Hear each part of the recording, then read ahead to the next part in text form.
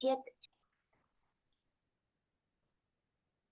Reciban un cordial saludo a autoridades universitarias, invitados especiales, docentes, profesionales de la construcción, estudiantes y público en general. Continuamos con el día 141 del ciclo de conferencias El conocimiento no se detiene, doctor Roberto Aguilar Falconi. Evento organizado por el Departamento de Investigación Científica de la Universidad de las Fuerzas Armadas de ESPE en colaboración con el grupo de investigación Science Lab. Hoy tenemos el honor de contar con un conferencista de nuestro país vecino, Colombia, doctor Carlos Piscal, que nos viene a compartir un tema muy interesante relacionado con elementos, componentes no estructurales en edificaciones con aislamiento de base. Como primer punto, damos paso a palabras por parte del doctor Roberto Aguilar. Muy buenas noches con todos. Empiezo agradeciendo al doctor Carlos Piscal por haber aceptado dictar esta conferencia. Yo quiero indicar una experiencia que estoy viviendo en estos días. Me invitaron a que participe en una consultoría internacional sobre reforzamiento de estructuras. Y entonces yo me acordaba, fulanito de tal nos dio una magnífica conferencia sobre enchapado de mampostería, el doctor Diego Sosa. La doctora Paulina Viera nos dio otra magnífica conferencia en el tema. Entonces uno se acuerda y dice, los que ellos están trabajando. Entonces con ellos voy a hacer mi equipo de consultoría. Entonces estas conferencias, a más de elevar el nivel técnico de los que están asistiendo, sirve para que la gente, la comunidad, conozca qué están haciendo, en qué están trabajando. Cuando algún momento ustedes estén trabajando, por ejemplo, en aislación sísmica, acuérdense que el doctor Piscal les dio una conferencia sobre los componentes no estructurales. Yo también voy a escuchar con mucho interés esta conferencia. Es la importancia es tenemos este evento, a más de elevar el nivel técnico, es una ventana para que los investigadores muestren lo que están haciendo, muestren lo que han hecho. La investigación que no se ve, no existe. Con esto le agradezco muchísimo, doctor Piscal, por haber aceptado dictar nuestra conferencia. Bueno, muy buenas noches para todos. Espero que se encuentren muy bien. Agradezco mucho la participación, agradezco mucho principalmente la invitación del profesor Roberto. Me alegra mucho verlo. Desde hace algunos años no lo había visto. Tuve la oportunidad y el honor de tomar clases con él en Barcelona, en UPC. Y pues este ha sido el momento para poder reencontrarnos. Bueno, Fernando. el, Estimado doctor, si me da un momento, quisiera, previo a su conferencia, leer un breve resumen de tu hoja de vida. perfecto, Eh, muchas gracias. A continuación voy a leer este resumen de la hoja de vida del doctor Carlos Piscal. Es ingeniero civil, magíster en estructuras de la Universidad de los Andes y doctor en ingeniería sísmica y dinámica estructural de la Universidad Politécnica de Cataluña en Barcelona, España. Sus áreas de investigación son los sistemas de control estructural, el análisis no lineal de estructuras, el desempeño estructural, entre otros. Ha sido docente a nivel de pregrado y posgrado en diversas universidades del país de Colombia. Actualmente es profesor de la Universidad Javeriana, director del Subcomité de Aislamiento de Colombia, miembro del Código Modelo Sísmico de Latinoamérica y de la Red de Colombiana de Investigación en Ingeniería Sísmica, CER. Estimado doctor Carlos Piscal, otorgamos la palabra para su conferencia. Si desea, puede colocar en modo presentación su PowerPoint. Muchas gracias a Brian por toda la colaboración en el desarrollo de esta presentación también. Por favor, me indican si se ve bien. Ya, ahí estamos viendo en modo moderador. Ok. Sí. Tengo doble Lo podría pantalla. cambiar en la parte de arriba donde dice opciones de presentación. En la parte superior, en la segunda. A ver, Opciones de presentación, aquí. duplicar ahí o cambiar vistas. Y si quiere doble pantalla, lo puede cambiar allí, en la primera ¿Ahí opción. se ve bien? Ahí está perfecta. Ahí está en pantalla completa. Bien, perfecto, gracias. Bueno, entonces, muchas gracias nuevamente por su participación. El día de hoy quisiera contarles acerca de este tema que titulamos Propuesta para la estimación de las fuerzas sísmicas de diseño en componentes no estructurales para edificaciones con aislamiento sísmico de base. Bueno, este trabajo pues ha sido desarrollado en conjunto con el doctor Juan Carlos Obando de la Universidad de Antioquia, aquí en Colombia, y la ingeniera Sandy Moreno de la Universidad de La Salle, también acá en Colombia. Bueno, inicialmente quiero mencionar unas breves ideas acerca de en qué consiste el aislamiento sísmico de base, que cada vez, afortunadamente, es más familiar para todos. Aquí simplemente quiero ilustrar que tenemos una edificación sometida a un sismo. Esta edificación está idealizada con base fija, es decir, ella está conectada al suelo de cimentación. Y básicamente lo que sucede después de un movimiento sísmico es que al presentarse este se libera una energía y esta pues debido a que está conectada la estructura con el suelo viaja a ella y pues toda esta energía se tiene que disipar de alguna manera y en este caso se presentan grandes deformaciones que genera pues grandes daños. Entonces aquí en el otro extremo de la presentación podríamos ver cuál es la solución ideal para solucionar completamente el problema, que básicamente consiste en desacoplar totalmente la estructura del suelo de cimentación.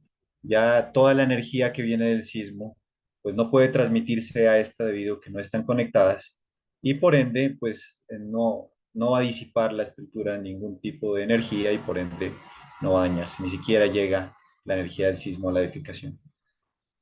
Esto actualmente es una solución compleja, pero creo que algunos de nosotros hemos visto cómo en la actualidad se están trabajando, se está investigando en estos temas para tratar de llegar a esta solución.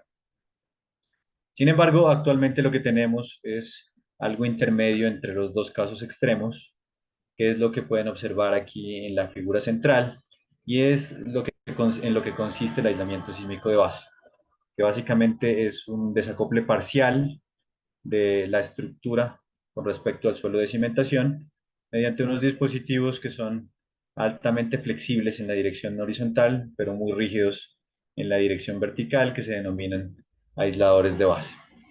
Entonces, básicamente el aislamiento consiste en eso, en tratar de desacoplar la estructura del suelo mediante esta técnica, pues tratando de hacer que toda esa disipación de la energía que proviene del sismo se dé en este sistema como tal y no suceda en la edificación, pues tratando de controlar la respuesta de la estructura y por ende el daño. Se puede observar aquí gráficamente que los desplazamientos de la estructura pues son mucho más, los desplazamientos relativos son mucho más bajos que cuando la estructura está directamente conectada al suelo como son o como lo están las edificaciones convencionales. Bueno, eso simplemente para hacer un pequeño recuento de en qué consiste la técnica como tal. Quiero enseguida mostrarles esta tabla que pertenece al estándar ASC 716. También está incluida en la versión 22 y básicamente muestra el desempeño esperado tanto de edificaciones con base fija, que está indicada por la letra F, tanto como en edificaciones con aislamiento de base, que está indicando la letra A. Entonces, frente a diferentes sismos, sismo frecuente, sismo moderado, sismo fuerte, y lo que se está definiendo aquí es una medida del desempeño. Entonces, es muy interesante ver cómo frente a un nivel de desempeño de seguridad a la vida, pues tanto las edificaciones con base fija como las edificaciones aisladas frente a sismos frecuentes, moderados y fuertes, se espera que se alcance este nivel de desempeño. Entonces, se espera que no se presenten pérdidas de vida, serie de vidas o serias lesiones para estos tres tipos de sismos, tanto en las edificaciones con base fija como en las aisladas. Pero en cuanto al daño estructural que aquí en esta presentación lo voy a denominar asociado a los CE, componentes estructurales, pues no se espera que haya daño estructural significativo. En edificaciones con base fija, cuando se presente el sismo frecuente y el sismo moderado. Aquí en la columna de la derecha ya se puede notar la ausencia de la letra F. Eso quiere decir que cuando se presente el sismo fuerte como tal, se espera daño estructural. Si pasamos a la última fila que menciona lo relacionado al daño no estructural, de aquí en adelante en esta presentación, denotado con CNE de componentes no estructurales, pues la medida del desempeño es no esperar daño significativo ni a los elementos no estructurales ni al contenido. Está muy asociado al daño no estructural. ¿Qué sucede frente al sismo frecuente? Se espera que la edificación con base fija no presente daño estructural, pero nuevamente está ausente en las columnas de un sismo moderado y un sismo fuerte. Eso quiere decir que probablemente cuando se presenten este tipo de sismos, pues ya no se va a cumplir este criterio o esta medida de desempeño. Sin embargo, en las edificaciones con base aislada, ustedes pueden observar que la letra A está en toda esta matriz. Eso quiere decir que se espera que una edificación con este sistema pues tenga un nivel de desempeño muy elevado, a tal punto que cuando se presente el sismo fuerte, pues se alcance la seguridad de la vida, pero se alcance también el daño no estructural, se evite el daño estructural y se evite el daño no estructural. Esto es el objetivo de desempeño que un estándar como este dice que se puede alcanzar cuando se siguen los requisitos contenidos en un reglamento como este. Y esto está orientado hacia alcanzar un nivel de desempeño mucho más elevado para este tipo de edificaciones con respecto al nivel de desempeño de una edificación con base fija. A tal punto que se puede hablar de un nivel de desempeño de ocupación inmediata en este tipo de edificaciones. Bueno, una vez identificado este comportamiento esperado, pues podemos mencionar la importancia de ese nivel específico superior. Entonces, ¿por qué controlar los daños? Anteriormente ya observamos que frente a un sismo fuerte, el sismo de diseño, se van a presentar daños en elementos estructurales y no estructurales. Y aquí hay un ejemplo de la importancia de controlar estos daños. En este caso, en los componentes estructurales, quiero mostrarles lo que sucedió en Nueva Zelanda. Y también muchos estamos informados de este evento en el 2011. Entonces pueden observar aquí en la imagen el nivel de daño que se presentó. Pero se logró el objetivo normativo que finalmente es pues, evitar la pérdida de vidas humanas. Entonces, grandes daños, sí, pero ninguna muerte. Entonces, el objetivo de la ingeniería se ha alcanzado. El nivel de desempeño esperado se lograba por la aplicación correcta de normativas. Sin embargo, este tipo de escenarios post-sismo, pues comienza a ser evidente alguna serie de inconvenientes. Por ejemplo, los altos costos de reconstrucción que conlleva esos niveles de daño. Y finalmente algo que sucedió aquí es que 5 meses después, un nuevo sismo pues generó 185 muertes por el colapso de los edificios que quedaron en ese nivel de daño. Entonces, finalmente, uno podría pensar aquí si realmente se cumple en un escenario como estos el nivel de desempeño esperado por los códigos. Pues a lo mejor podría afirmarse que no, porque al final resultaron perdiendo la vida 185 personas. Eso también hizo reflexionar a la ingeniería, a países como Nueva Zelanda, y tratar de hacer que este tipo de sucesos no se presenten, buscando obtener mejores niveles de desempeño con nuevas técnicas. Bueno, es un ejemplo sencillo de los daños en componentes estructurales. Y ahora sí quiero concentrarme en lo que compete a esta presentación, que son los daños en los componentes no estructurales. ¿Por qué controlarlos? Aquí podemos ver dos ejemplos de unas edificaciones muy importantes para nuestros países, para las comunidades.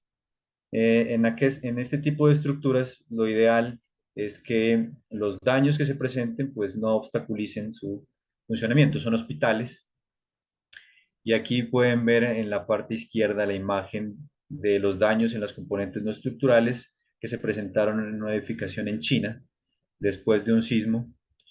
Lo particular era que esta edificación estaba aledaña a otra con aislamiento sísmico de base, la cual no sufrió este nivel de daño, pero esta sí se vio bastante afectada. Aquí pueden ver también en la parte derecha una imagen de los daños en los componentes no estructurales generados por el sismo de Chile en febrero de 2010, que obviamente esto pues impacta en el funcionamiento de este tipo de edificaciones. Entonces los componentes, el daño en los componentes no estructurales impacta el funcionamiento y a lo mejor evita que se llegue a unos niveles de desempeño como los que los códigos indican, es decir, una operación inmediata.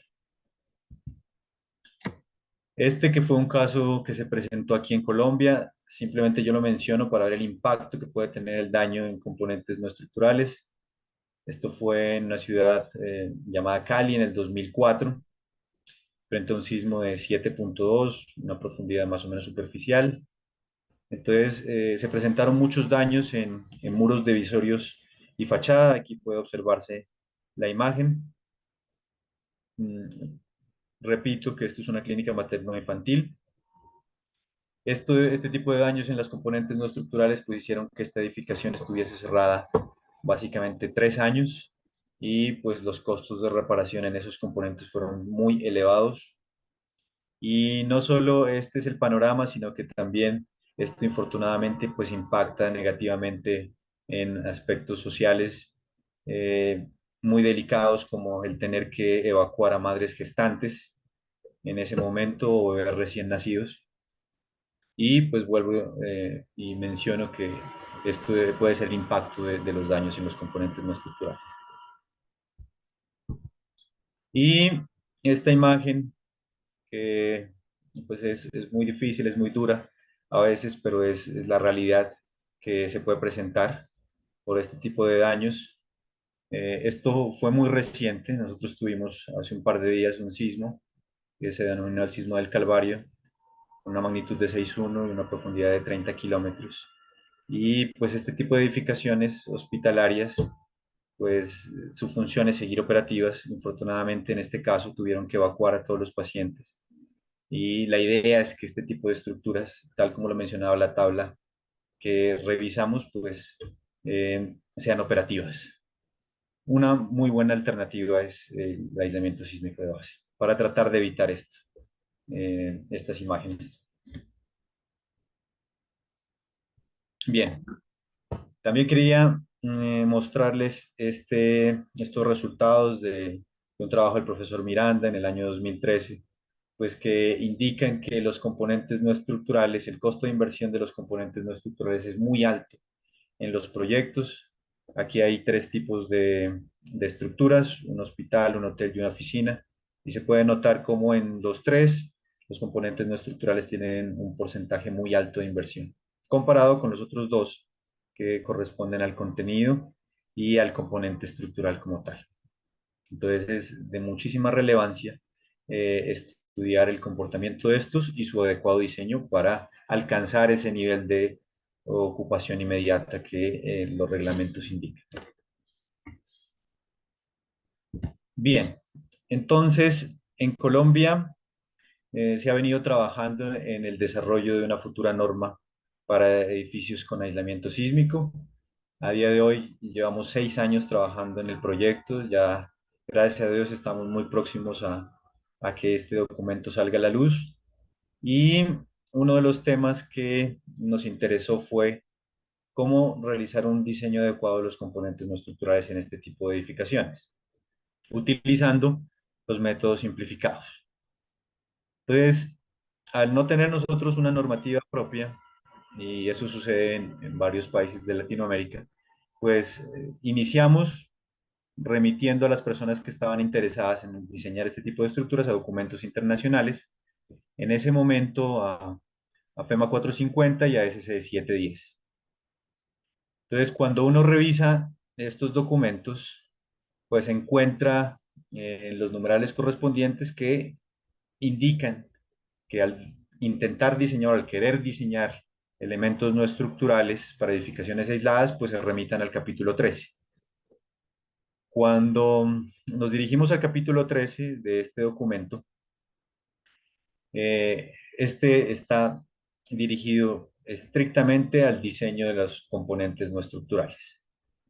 Sin embargo, pues en ese momento se pensó en realizar una adaptación de los capítulos correspondientes en nuestro reglamento al diseño de este mismo tipo de componentes. Entonces, en el caso nuestro de Colombia, pues nos remitíamos a los numerales A8 y A9 de NSR 10, que habla de efectos sísmicos sobre elementos estructurales que no hacen parte del sistema de resistencia sísmica y que habla de elementos no estructurales. Entonces, la pregunta que nos surgía es, en ese momento, ¿qué sucede cuando se diseñan componentes no estructurales de edificaciones aisladas siguiendo, pues, específicamente los apartes de nuestro reglamento?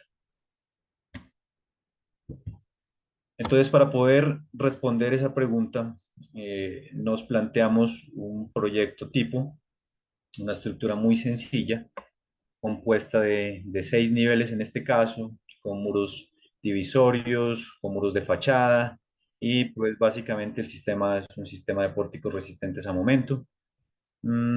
Y las características eran las de mucho interés para nosotros. Suponíamos un uso hospitalario para este proyecto. Lo ubicábamos en una zona de amenaza sísmica alta y más específicamente en la ciudad y en la zona donde se hizo la primera edificación aislada en el país. Y nos proponíamos unos periodos, unos parámetros objetivos para el diseño de esta edificación. Entonces hablábamos de un periodo aislado de 3 segundos, muy típico de edificaciones con estos sistemas, y un coeficiente de amortiguamiento del 25%, también muy típico para ellos. Unas características de los materiales, un concreto de 3000, un acero grado 60 y pues hacíamos una pequeña configuración de muros muy sencilla, simplemente para mirar el impacto de usar los requisitos del reglamento para el diseño de los elementos no estructurales en este tipo de edificaciones aisladas. Bien, entonces esta es la formulación que contiene actualmente hasta el día de hoy el reglamento colombiano para encontrar las fuerzas sísmicas en los elementos no estructurales. Esas fuerzas sísmicas están aplicadas en el centro de masa y básicamente para estos métodos aproximados pues es una formulación muy sencilla y lo único que necesita para encontrar la fuerza es encontrar una aceleración en el punto de soporte del elemento, que es esta a su X, luego hacer una amplificación debido al elemento estructural que estemos considerando, luego hacer una reducción por la disipación que aporte ese elemento estructural, y pues esto está multiplicado por la masa del elemento como tal. Hay unos límites, aquí están expresados, y para encontrar esa aceleración en el punto de soporte, pues se utiliza una aceleración de la superficie como tal, que se está a su vez, se utiliza la aceleración del espectro y una altura del elemento estructural y una altura equivalente que equivale a un porcentaje de la altura total de la edificación. Esto, esto varía en función de, estas expresiones varían en función de si la altura del elemento estructural supera la altura equivalente o está por debajo de la altura equivalente. Nosotros lo que hicimos para tratar de no incorporar variables que puedan desviarnos de la información que necesitábamos era asumir el coeficiente de amplificación y el coeficiente de capacidad de disipación de energía como uno en este caso. Trabajamos con un elemento en específico y pues definimos la aceleración a nivel de la superficie como 0.42 veces g, pues teniendo en cuenta la aceleración del terreno multiplicada por el coeficiente de importancia. Y la aceleración para esas condiciones que nos planteamos de un periodo objetivo y un amortiguamiento objetivo nos daba 0.15 veces la gravedad para este caso. Bien, con eso nosotros pudimos hacer ya, o pudimos obtener unos primeros resultados que nos mostraba algunas particularidades. Entonces aquí en este eje horizontal tenemos las fuerzas para, para los componentes no estructurales del edificio aislado a nivel de base, y para cada uno de los niveles. Aquí se puede observar que hay un límite que está dado por la línea punteada y pues acá en la parte superior, en el nivel 6, tiende a ser cero la fuerza, porque básicamente no hay más. Aquí no hay ningún elemento no estructural sobre ese piso como tal. Bien, entonces esos fue los primeros resultados que obtuvimos simplemente al utilizar la estimación de fuerzas de los componentes no estructurales en nuestro reglamento, asumiendo la edificación en base aislada. Pero necesitábamos algún punto de comparación para saber si esto es correcto o no, tiene problemas. Entonces lo que hicimos fue recurrir a la literatura y encontramos una base de datos importante de edificaciones instrumentadas a nivel mundial, donde se han reportado aceleraciones en los entrepisos. Entonces pudimos observar, por ejemplo, aquí simplemente quiero mencionar dos edificaciones, este Instituto de Tecnología en Tokio y el Museo de Arte Nacional de Tokio también, instrumentados los dos, y pudimos recuperar las aceleraciones en cada uno de los niveles. Entonces pueden observar cuál es la tendencia de cada una de estas, que es muy similar, y lo mismo pasa en todos los edificios que pudimos obtener información. Esto lo comparamos con lo que estaba sucediendo al aplicar directamente la formulación que tenemos actualmente en el país y pues encontramos algunas diferencias importantes. ¿Cuáles son? Básicamente dos. Primero que se puede notar que al aplicar directamente lo que está en un código como el nuestro, pues se obtiene directamente una reducción de la aceleración. Estamos por ahí en una aceleración de 0.42 y bajamos a una aceleración de 0.21. Por acá pueden observar que arranca en una aceleración de 0.06 y va hasta una aceleración de 0.065. O sea, hay amplificación, acá hay reducción, acá hay amplificación, acá hay 0.11 y llega a 0.115 más o menos. Entonces aquí hay amplificación, amplificación y aquí hay netamente reducción.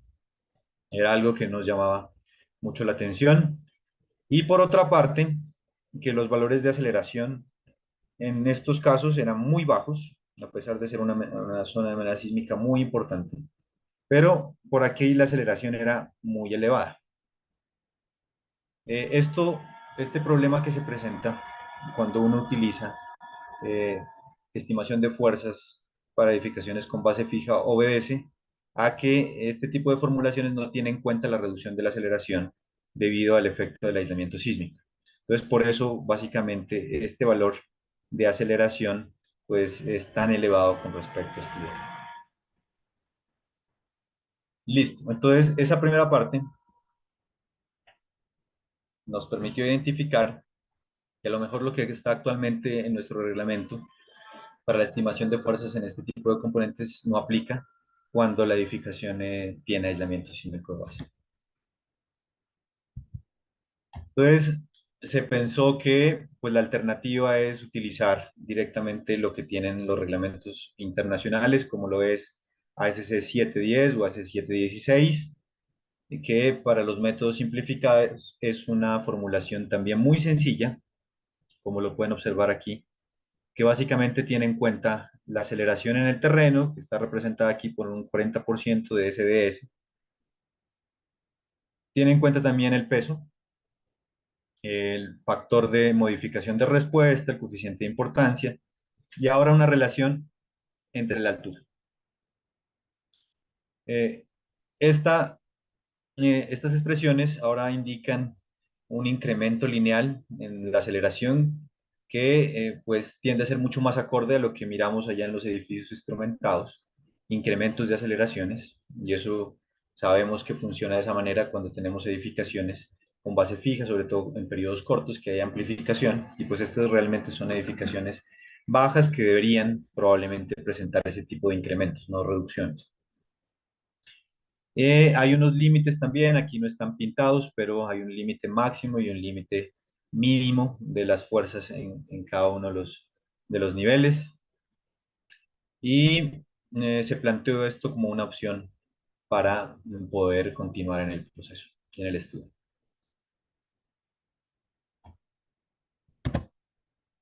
Volvimos a hacer la comparación, entonces la tendencia pues es muy distinta, esto es netamente lineal, esto tiene aquí después del nivel de aislamiento tiene una reducción y un incremento, este tipo de modelo matemático no lo tiene en cuenta.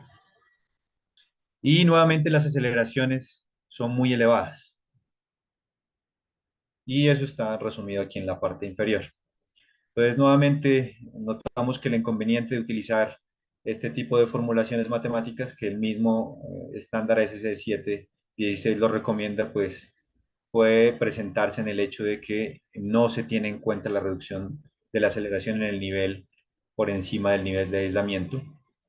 La formulación no lo incluye como tal. Y por otra parte, pues es una tendencia netamente incremental y eso no estaba reflejado en todos los edificios instrumentados que habíamos revisado. Así que en este momento solo teníamos problemas y optamos por una solución, explorando posibilidades. Entonces, la solución por la que optamos fue partir de edificaciones con base fija. Y aquí pueden ver dos cosas. Aquí pueden ver una gráfica en la izquierda que habla de fuerzas en la base del muro, fuerzas a nivel de piso en función del nivel. Y en la parte derecha pueden observar aceleraciones en la base del muro. Estas aceleraciones son derivadas a partir de estas fuerzas. Entonces, hay dos curvas. Una es la relacionada al estándar SC716, donde se trata del método de la fuerza horizontal equivalente. Toda la formulación que todos conocemos para aplicar fuerza horizontal equivalente. Y la otra, la naranja, es la que menciona todo lo relacionado a este estándar también, pero para la estimación de fuerzas en la base del muro para los componentes no estructurales. Entonces, si pueden observar, las dos gráficas, a pesar de que no son exactamente iguales, tienen una tendencia muy similar y tienen valores también muy cercanos. Y no solo esto pasaba a nivel de las fuerzas, sino que cuando derivábamos aceleraciones, teníamos también valores relativamente cercanos y tendencias también relativamente cercanas. Entonces, esto nos permitió concluir que probablemente si nosotros utilizábamos la distribución de fuerzas que tiene el capítulo relacionado a aislamiento sísmico de base del estándar S716, podríamos llegar a una estimación de aceleraciones mucho más acorde a los comportamientos que mirábamos en las edificaciones instrumentales. Entonces, hicimos el ejercicio siguiente. Entonces, para poder validar la hipótesis, pues seleccionamos un conjunto de periodos, una serie de características de peso, de un conjunto de estructuras, definimos una serie de amenazas, unos valores de amortiguamiento, definimos unos sistemas de aislamiento expresados en términos de rigideces efectivas y desplazamientos, estimamos el cortante a nivel de la base, el cortante que va a tener la superestructura, cortante de diseño, eh, encontramos la fuerza en el nivel base, el parámetro que nos va a permitir distribuir las fuerzas en la superestructura y encontramos esas fuerzas en cada uno de los niveles. Bien. Entonces, ¿qué sucedió al transformar esas fuerzas en aceleraciones? Pues llegamos a estas curvas. Cuando las comparamos con lo que evidencian los edificios experimentales, pues nos damos cuenta que la tendencia ya es mucho más cercana. Tenemos un pequeño decremento y luego un incremento, y eso es básicamente lo que está sucediendo en las edificaciones reales. Y adicionalmente, el otro aspecto que encontramos es que la aceleración ya es muy baja. Esta formulación de fuerza horizontal equivalente de un estándar como ACC716 fue derivado en función de análisis time history y tiene en cuenta este tipo de reducciones por el sistema de aislamiento. Entonces, Esto básicamente como ejemplo es para un periodo de 3 segundos y un amortiguamiento del 25%. Esos fueron los resultados que obtuvimos. Pero pues ya extendimos el estudio considerando valores de amortiguamiento diferentes, típicos más o menos de las edificaciones con aislamiento entre 15 y 35, un incremento del 5%. Consideramos 7 valores de periodos, entre unos 5 y 4,5, con incrementos de 0,5, también valores muy típicos para este tipo de estructuras. Y pues tomamos pórticos de 1 a 6 niveles. Ahí están diferentes ejemplos de lo que se obtuvo, todas las curvas, y se hizo una propuesta para simplificar el problema. Entendemos y sabemos que a lo mejor generar una expresión para que me capture esta reducción de aceleración y luego el incremento va a ser muy complejo para ser incluida en una futura normativa. Y así que propusimos una línea, tal como lo tiene actualmente es 716 incremental, pero ya esta línea está muy ajustada a lo que sería la aceleración por encima del sistema de aislamiento. Ahí lo pueden observar. Esta es una comparación que hicimos tratando de unir varias cosas. Primero, trazamos aquí en una línea punteada lo que está sucediendo con la estimación de las aceleraciones usando el actual reglamento, lo que dice NSD10, que ya sabemos que es netamente un decremento con unos valores iniciales muy elevados. Por aquí tenemos las aceleraciones que daban cuando convertíamos de fuerza horizontal equivalente a aceleraciones para cada uno de los niveles. Y esta es la propuesta que nosotros planteamos. Entonces, ¿qué se puede evidenciar? Que a día de hoy, si se diseña una edificación con aislamiento sísmico de base, siguiendo lo que dice estrictamente NSD10, pues se obtienen aceleraciones casi de 6 veces. O sea, por aquí podría generarse un sobrediseño muy importante, impactando negativamente pues la implementación de la técnica. ¿Por qué? Porque obviamente esto implica costos. Y el otro aspecto que encontramos es que a medida que los niveles van subiendo, pues se puede presentar un subdimensionamiento de los elementos no estructurales, poniendo en riesgo la operatividad de la estructura. Y en la parte derecha, adicionamos a esto que les acabo de comentar, lo que se obtiene en cuanto a aceleraciones se refiere utilizando lo que actualmente tiene ese 716 en el capítulo 13 para el diseño de componentes no estructurales, que es lo que recomienda el mismo estándar cuando se quiere diseñar este tipo de elementos, incluso en edificaciones con aislamiento de base.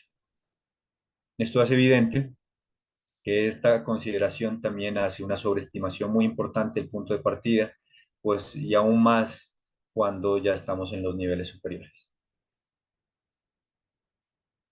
Bien, en eso consistió la primera etapa de este proyecto y este consta de 2 etapas más. En esta segunda etapa estamos construyendo una serie de modelos, como pueden observarlo en esta imagen de la izquierda. Esto es una estructura metálica de 3 niveles. Podemos colocar e incorporar masas en cada uno de ellos. Y aquí pueden observar en la base que tiene las perforaciones para estos que son los aisladores. Aisladores elastoméricos, unos aisladores LRB. Y la idea, suministrados por una empresa colombiana que fabrica ya hace un tiempo estos dispositivos y que muy amablemente ha querido suministrarnos para estos procesos de investigación. La idea con estos dispositivos van a ir en los 4 apoyos y en nuestra mesa vibratoria, una mesa bidireccional de 3x3, pues estarán sometidos a diferentes movimientos sísmicos característicos de la amenaza local para tratar de validar todo esto que hemos hecho numéricamente. Aquí podemos observar que tenemos diferentes configuraciones estructurales de estos pórticos metálicos, pues para tratar de poder encontrar valores compatibles con este estudio numérico. Y finalmente, la tercera etapa que me refiero es que se desarrollarán unos análisis dinámicos cronológicos para poder evaluar también y corroborar con la parte física y la parte inicial numérica. Y pues poder ya proponerlo oficialmente a nuestra normativa y también someterlo a discusión internacional, porque esto es un aspecto que no solo compete a Colombia, sino que sucede en todas las normativas que estamos tratando de desarrollar para nuestros países y que estamos tratando de adaptar en función de códigos internacionales como el americano. Eh, Finalmente, otras dos conclusiones adicionales es que en nuestro caso, cuando tratamos de adaptar, que es algo que es necesario hacer en nuestros países, adaptar este tipo de normativas para estos sistemas, pues nos dimos cuenta que cuando nos remitíamos específicamente a los diseños de componentes no estructurales relacionados a edificaciones con base fija, pues no encontrábamos compatibilidad, encontrábamos incoherencias técnicas y sobrecostos. Y por otra parte, que es muy importante definir estos lineamientos específicos para las aceleraciones en los componentes no estructurales. Esto permite y garantiza que este tipo de estructuras con estos sistemas pues lleguen a la ocupación inmediata y que este tipo de trabajos pues busca aportar al desarrollo de las futuras normativas en la región. Eso es todo lo que les quería contar el día de hoy. Aquí tienen mi correo por si estos temas son de su interés. Si tienen alguna pregunta que en este momento no se alcance a resolver, con mucho gusto en este correo pueden contactar. Muchas gracias. Muchas gracias a usted, Carlos, por su brillante presentación. Realmente felicitaciones, muy didáctica, un estudio muy necesario para estas nuevas tecnologías que estamos implementando y la resiliencia en las edificaciones. A continuación tendremos las preguntas por parte de los asistentes. La primera pregunta es, ¿cuál es el estado de la práctica en Colombia o en Latinoamérica referente al diseño y protección de elementos no estructurales? Bueno, muchas gracias primero por la pregunta.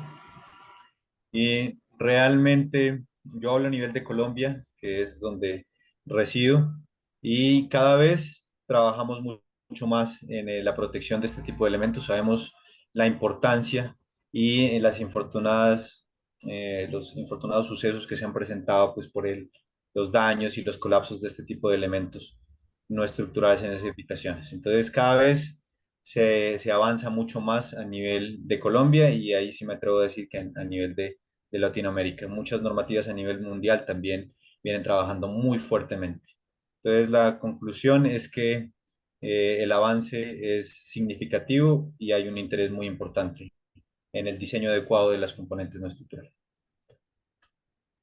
Muchas gracias, muy amable por la respuesta. Tenemos una segunda pregunta. Nos indican acá, ¿cuál es el incentivo para las empresas a incorporarse con la fabricación de sistemas de aislamiento sísmico? ¿Cómo está el mercado en Colombia? Bueno, yo creo que el incentivo para cualquier empresa a nivel de Latinoamérica tiene que ser el mercado que se va a desarrollar con estos sistemas. ¿Por qué? Porque cada vez se implementan más en países de Latinoamérica y el problema de esto radica en los altos costos de importación de la compra de los dispositivos a empresas muy consolidadas a nivel internacional.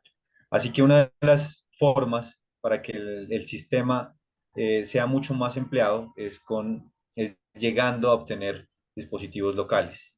Por ende, es un mercado que cada vez se desarrolla más. Yo tengo conocimiento de que hay muchas más empresas a nivel de Latinoamérica que los están desarrollando. Entonces es un mercado nuevo que genera muchísimas oportunidades para las personas que tienen conocimiento en los materiales. Obviamente es un proceso largo porque hay que certificarse, hay que ofrecer dispositivos de calidad, hay que competir con empresas que tienen muchísima trayectoria, pero es un muy buen camino para que estos sistemas lleguen cada vez a implementarse más en nuestros países. Perfecto, muy amable, muchas gracias por la respuesta. No tenemos más preguntas por parte de los asistentes, así que en este punto doy paso a palabras por parte del doctor Roberto Aguiar. Doctor Carlos Piscal, felicitaciones. Nos ha dado una excelente conferencia y yo feliz de la vida. Hay muchas cosas en que uno tiene que seguir aprendiendo. Eh, Había trabajado algo había trabajado en elementos puestos en elementos no estructurales, pero en edificaciones comunes y corrientes, sin aislación sísmica. Y acabamos de ver ese tema que ya para aprenderlo, y vemos ecuaciones muy sencillas que se lo pueden aplicar tranquilamente. Le agradezco mucho por haber dedicado su tiempo a presentar su exposición. Y quedamos a que yo quedé, Dios mío, ¿cuándo será la próxima conferencia con el doctor para ver lo que está haciendo con los aisladores? Pero también vino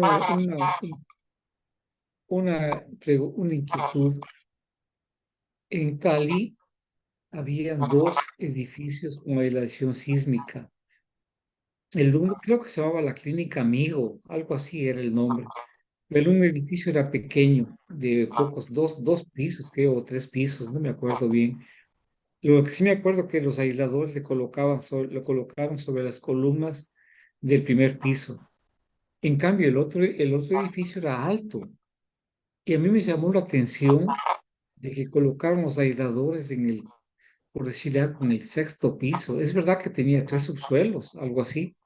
En el quinto, sexto piso colocaron los aisladores. Quería saber qué les pasó a esos edificios con los sismos que tuvieron, especialmente a este alto que tenía los aislados. Estaba en un suelo malo. Usted creo que dijo, está en la zona 4, de 4, no sé cómo.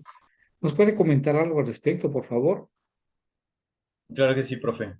Efectivamente, Cali fue la ciudad que inició con la aplicación de esta técnica en sus edificaciones y básicamente las dos edificaciones iniciales son hospitalarias. Entonces, la primera fue en la clínica amiga de Confandi, que es la edificación baja que usted dice, donde estuvieron básicamente, o donde se colocaron básicamente dispositivos de estos aisladores flexibles. Y la segunda fue la clínica Imbanaco, que es una edificación que tiende a ser más esbelta, tal como usted lo menciona. Y de los dos se ha obtenido muy buen comportamiento hasta el día de hoy. Yo tuve la oportunidad de que me compartieran los registros sísmicos, las aceleraciones de los entrepisos de estas edificaciones cuando se sometieron a movimientos y las dos se comportaron muy bien. Han sido referentes, eso también ha abierto mucho la implementación de la técnica en el país y a día de hoy pues hay muchísimas más edificaciones, aproximadamente del orden de unas 50 ya tenemos el Colombia y más o menos del mismo orden también en el tema de puentes. Y esperamos pues con la salida del código esto la gente se motive mucho más a la utilización. Mira, la clínica en Banaco Ujú. se encontraba en un solo malo. Eso era lo que yo me recuerdo más o menos. Sí, ¿Realmente sí. era malo solo? No recuerdo exactamente el tipo de suelo sobre el cual está Imbanaco. El tipo de suelos que yo mencioné aquí es el correspondiente a Amiga, la clínica Amiga de Confandi. Pero sí, Ya. Cali como tal tiene pues una zona de sísmica alta y hay ciertos suelos en ciertas zonas que no son muy buenos, efectivamente. Doctor, una vez más reitero mi felicitación.